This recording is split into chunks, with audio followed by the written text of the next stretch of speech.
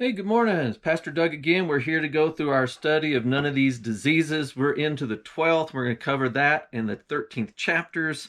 Hope that you're having a good time. Just a reminder that it's an old book by S.I. McMillan. You might be able to pick one up in a used bookstore somewhere, but chances are it'll be a much newer one than this one. It's been revised a couple of times. A lot of good information. Hope that you're enjoying this study as we go through it together and look at how following God's word has a huge impact on our health for the positive. And so this chapter is the price of getting even. And McMillan starts out with a very interesting anecdote from his practice. And I'm just going to call it, what has this got to do with the price of eggs? So he talks about a situation. There's an elderly couple in their 70s that come into his office. The man tells him, we've driven 30 miles to come and see you. We've never ever taken a sick day in our lives until just recently. We've developed insomnia. We're taking pills to try to get to sleep, and they are working. But we just don't feel that that's the right way to take care of things, and we don't think it's good for our health in the long run. And they were right. They started developing pain in the pit of his stomach. She had started developing pain over her chest. They'd gone to other doctors. They'd had x-rays. They'd gone through examinations. They'd already spent quite a bit of money on their health and couldn't really come up with anything that was really going on. And so they said, we've come to you. We've heard good things about you. We're hoping you can help us. His assessment said, they were a pleasant looking couple, both retired from teaching. He'd never seen them before. They were new. His schedule was full. He was sort of inclined to pacify them rather than really try to treat them. But he got over that. But as he was sort of making a superficial examination, not really finding anything wrong as they had told him, he started asking a few questions about what's going on in their life. And the woman said, well, this might have something to do with it. And it usually does, at least in this book it does. She pulled out this letter and she said, you maybe think I'm foolish, but our troubles began about the same time we received this letter. And it describes the situation. You can read it for yourself. And this is what the letter said. Dear George, that must have been the husband's name. I understand that you are selling some eggs to Harry Rickerstaff. You people ought to know that I have invested considerable money in the chicken business and am able to supply more eggs to the people of this little hamlet than they can eat. You ought to know that my business is hurt by your dabbling around with a few hens and selling eggs to Harry. I think you ought to stop. And it was signed Manning Casper. There was a sorrow in this lady's eyes as the doctor read when he got through and looked up at her. And she said, we felt we had a right to sell those eggs. After all, Harry preferred our Rhode Island brown eggs to the white ones that Manning provides. A lot of people do, right? In fact, there are a lot of industry today where people have hens houses and having eggs for themselves and others, but it's not that small town atmosphere where you do know each other and you know that what you do impacts another person. And that's the situation they were living in. They said to the doctor, Manny has refused to speak to us when we have seen him around town. We feel terrible about it. We don't really know what to do. We've never really been in a situation like this where we have perfect right to do what we're doing, but it's upsetting him, and we don't think that he has the right to tell us that we should stop. We've gotten so upset, and as you're confirming, it's impacting our health. So McMillan affirmed that it was probably true what they were surmising.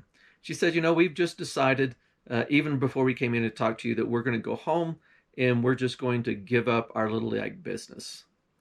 McMillan agreed that it might be worth seeing if it had any impact, if there was some connection between the two. Of course, he knew there was. And he didn't hear from them again. A couple of months later, he ran into their daughter. who told them that they were doing well. Their health had never been better. They'd given up all of their problems and had stopped taking their medication. The symptoms seemed to have just vanished. They did have rights to sell those eggs. And it might seem like a foolish thing to give in to Manning's demands, as if you're giving in to a bully, which is kind of what it sounds like. But the cost of the x-rays, the exams, and the medication that they were doing far outweighed the little bit of money they were making out of those eggs they were selling. And then the doctor goes on to share an undocumented story, which to me sounds like it was more of a joke than a story, more of a fable, you might say. It tells a story about a local preacher who gives up his pulpit and goes back to school, takes up medicine. And at some point he's asked, well, why did you make this change? Why did you give up preaching in order to start practicing medicine? He says, well, I finally realized that people will pay more for the care of their body than they will for the care of their souls. Well, he went on his business, and wasn't long until he gave up medicine and he took up law school, and he became a pretty good lawyer, was doing cases and those kinds of things. And so again, he was asked about his motivation, because I knew there was this history that he had. He says, well, I found out that more people will pay more to get their way than they will to take care of their body or their soul. And if you're in it for the money, it's probably true. And even though it's probably not a true story, it does hit on a truth. People will do just about anything to get their way, whether it's a good thing or not. How much you're willing to pay, what cost are you willing to endure in order to get your way about things? Many people are ruining their health in order to get their way. There's a quote in the book said, "A man is a fool who can't get angry about being denied their rights, but a man is wise who won't be angry over demanding their rights over other things that really matter, like your health." Jesus said in Matthew 5:41, "If someone compels you to walk a mile, go with him too." Foolish? To walk that extra mile in order to ensure the peace of mind and unbroken sleep? Jesus was probably thinking more than just pacifying, but he was saying, don't let these people who have authority, people who are even abusive, control you more than what they're able. And if you are willing to give, it takes away the sting. He also said, Matthew 5, chapter 5, verse 40, just before it, if any man would take you to court, and boy, does that happen today, and he wants to take away your shirt, well, settle out of court, give him your coat too. You want my shirt? Here it is. You want my coat? Take it. It was not something that we go against. We would say, you need to stand up for your rights. You need to fight for your rights. It's un-American to do anything else. It kind of made me think about Paul's words, although it's not in the chapter, about the stronger brother and the weaker brother, where the stronger brother says, hey, weaker brother, I know that you're having trouble about eating meat that's been sacrificed to idols. I'm perfectly okay to do that. Doesn't bother me in the least, nothing wrong with it. But because this is bothering your conscience and you're tripping over it, I'm going to forego my right in order to keep you from having these troubles. I think there's a dynamic of that experience in what the good doctor here is trying to experience to us. One of the things that he is talking to us about is the cost that we have in different aspects of our lives. And it kind of moves into the 13th chapter, which he titled To Love or Perish. And that was taken from a book that we'll talk about in a little bit. But first, in this chapter, he brings up a reference, if you recall, from our earlier chapters and study about English's book that illustrated the connections between emotions and physical symptoms of disease. I hope you get some coffee and drink, whatever it is. Enjoy that as we're studying along together. He said he listed all these emotions, and then he tried to illustrate how that they impacted our health, drew little lines to different parts of the bodies. Kind of interesting illustrations. You can Google it and find some of those things. He pointed out these particular emotions: jealousy, envy, self-centeredness, ambition, rage, frustration, resentment, and hatred. Now, English wasn't a Christian, but it's interesting. And Macmillan points out that his list just happens to mirror the list that's found in 1 Corinthians 13, 4 through 5, whenever Paul is defining love. Love really is the only antidote for the kind of situations in which we find ourselves when we're at odds with other people. Most people say we got to figure out something to do here. And there's a psychiatrist, Smiley Blanton, or used to be a psychiatrist since this was written in 1963, that did have this book titled Love or Perish, that is, love or die. And most important task, he said, of any religion is to teach what we find in our scriptures, to love your neighbor. It is the individual who is not interested in his fellow man that has the greatest difficulties in life, and they are also the people who cause the greatest injury to others. Life would be a whole lot better if we could just follow Jesus's directions. You may have heard of a Dr. Adler. If you ever took general psychology, after a career, he made a conclusion after treating thousands of patients that the lack of love was observed in all human failures. I think that in. I might argue with him a little bit on that, but that was his conclusion as a medical professional. The biblical teaching is simply that the scriptures have always advocated, because our God is love, that we love. It's the cornerstone of the law and the prophets. Jesus affirmed that was also the cornerstone of his kingdom. You should love the Lord your God with your heart, your soul, your mind, your strength, and your neighbor as yourself. On these two, he said, hang the whole law and the prophets. There's nothing in there that's not about love. And I know there are a lot of people who say, oh, the God of the Old Testament was this terrible, hateful God, and the God of the New Testament is love and giving. But that's not true. You can go back and look at the Old Testament and see the dynamics, look at the situation and things that are said. He is a God of love. And it's the same God who has that same love that was expressed in his son Jesus that brings about a new covenant for us who put our trust in him. Now, from a patient perspective, whenever you find an attitude of saying, hey, we're supposed to love, we can say sometimes it's not an easy thing to do. And there are some people who say it's an impossible thing to do. You can't change your feelings. You just feel a certain way, and there's nothing you can do about it. Psychologists tend to support that view. They'll say we really don't have control over our emotions. They make us sometimes act in ways that we don't expect or want to act. He says we can have a measure of control or a certain amount of control over them, but not complete control over them. But psychologists do support that we have a will in which we have, at least largely speaking, control over our actions. We'll not be able to control how we feel, but we can control what we do. And so, of course, made me think about one of those people who say, well, I did it because I was insane.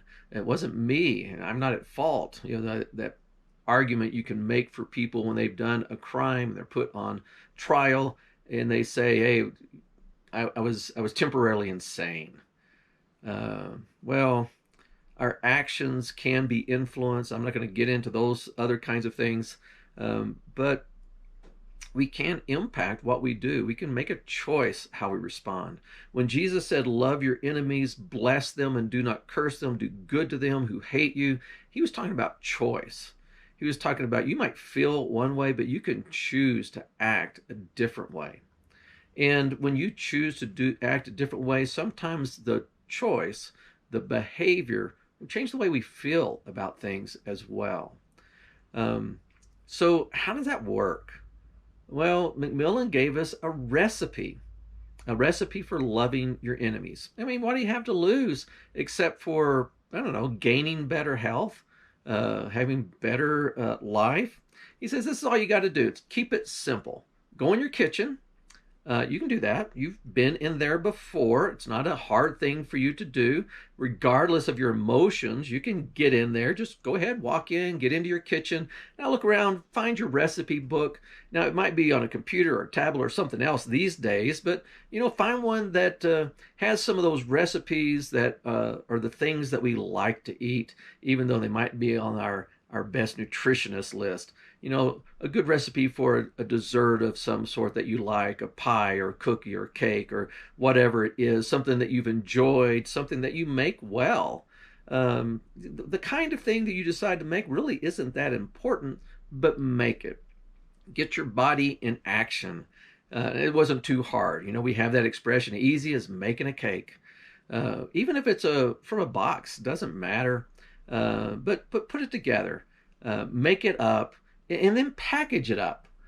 Make it look nice. Even if it's on a paper plate, put the foil around it, dress it up, put a little saran wrap over the top, maybe even a little bowl if it's a cake or pie or something like that. Maybe even a little delivery box. If you got cookies or things in it, put a little card in it that just says, thinking about you, going to pray, and then deliver it to your enemy. You may have to look at your feet and give them a stern look and said, yes, we are going. That means you have to help me. We're going to take this box and we're going to walk out our door and we're going to get in our car and we're going to drive to their house and we're going to knock on their door and we are going to present it to them. If they don't answer the door, we're just going to leave it there. It has a card in it that explains things. But if they answer the door, on this trip going over, our burdens will be lifted up. We'll have a new thought. We'll say something wonderful is going on here. And we will begin to move ourselves in a way. Now, in the doctor's illustration, he talked about a lady who was doing this very thing. And the person she was mad at lived on the other side of the tracks. And as she went, she had to wait for the train to go by. Her house wasn't too far away. And she started thinking, man, if I had to live near this place with that train going by all the time, I'd be on edge all the time too.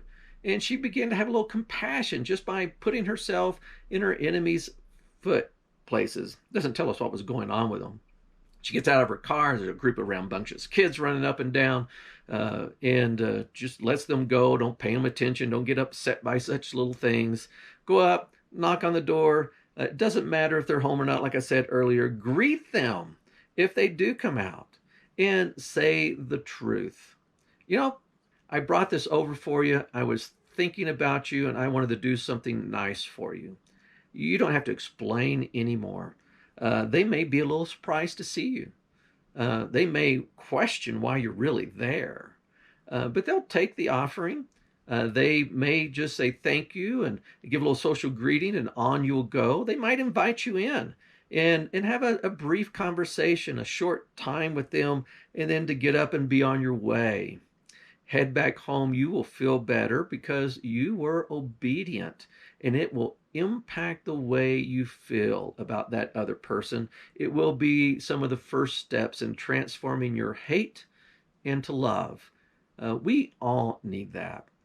Now, just as a little update, you might not be making a cake or cookies or things like that, but you can get a gift card. You can get it to a local coffee shop or a candy shop or a pastry shop, some place that people enjoy, but they don't always treat themselves that way. You want it to be a treat for your enemy. And then the card that you put it into, you want to express that honesty. I was thinking about you and I wanted to encourage you.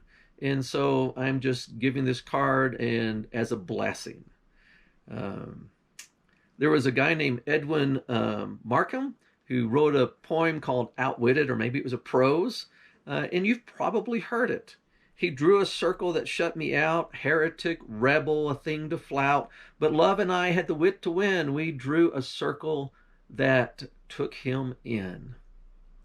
Well, that's our study for the day, just another aspect of looking at what the scriptures teach and saying if we begin to love our enemies, if we begin to express the fruit of the Spirit rather than the works of the flesh, we will move ourselves to the point that we begin to feel differently, and particularly against those people for whom we've gotten crossways with or we've ruffled feathers with.